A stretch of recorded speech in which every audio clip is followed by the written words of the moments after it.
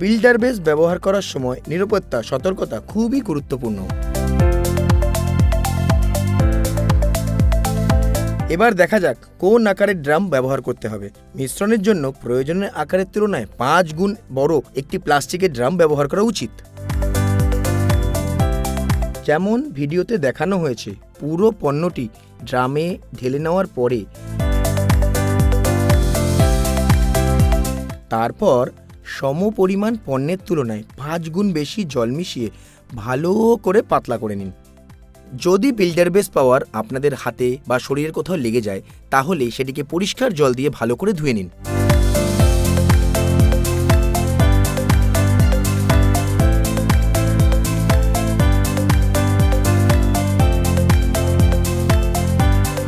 চলুন এখন এটিকে ব্যবহার করা যাক।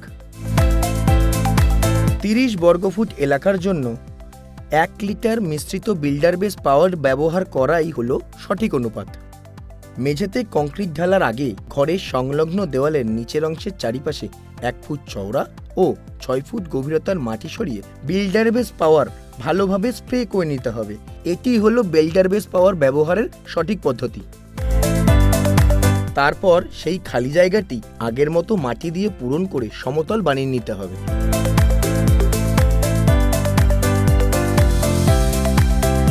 এরপর ঘরের পুরো মেঝেতে বিল্ডার বেস পাওয়ার স্প্রে করে নিতে হবে এবং নিশ্চিত করতে হবে যে মাটিটি সম্পূর্ণ ভিজে গেছে। এর সাথেই এই কাজটি সম্পূর্ণ হলো। বিল্ডার বেস ব্যবহার করা মেঝেতে 2 দিনের মধ্যেই পিসিসি অর্থাৎ কংক্রিট ঢেলে নিতে হবে।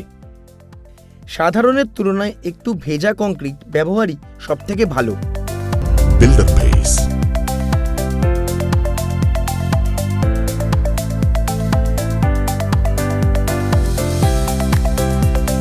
বিল্ডার বেস ব্যবহার করার সময় নিরাপত্তা সতর্কতা খুবই গুরুত্বপূর্ণ। এবার দেখা যাক কোন আকারের ড্রাম ব্যবহার করতে হবে। মিশ্রণের জন্য প্রয়োজনীয় আকারের তুলনায় 5 গুণ বড় একটি প্লাস্টিকের ড্রাম ব্যবহার করা উচিত। যেমন ভিডিওতে দেখানো হয়েছে, পুরো পণ্যটি ড্রামে ঢেলে নেওয়ার পরে তারপর সমপরিমাণ পণ্যের তুলনায় 5 গুণ বেশি জল মিশিয়ে ভালো করে পাতলা করে নিন। যদি বিল্ডার বেস পাওয়ার আপনাদের হাতে বা শরীরের কোথাও লেগে যায়, তাহলে সেটিকে পরিষ্কার জল দিয়ে ভালো করে ধুয়ে নিন।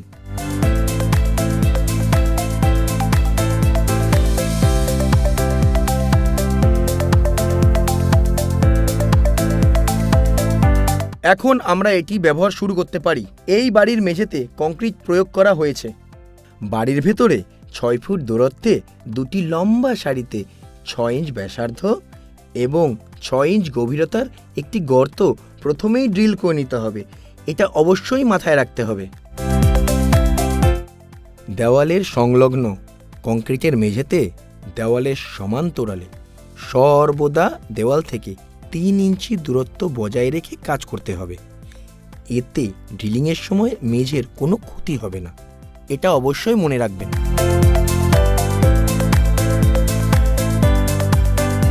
প্রথমে একটি এসিপি শিটে একটি গর্ত ড্রিল করে একটি ডাই তৈরি করে নিন। এতে এই কাজটি আরও সহজ হবে।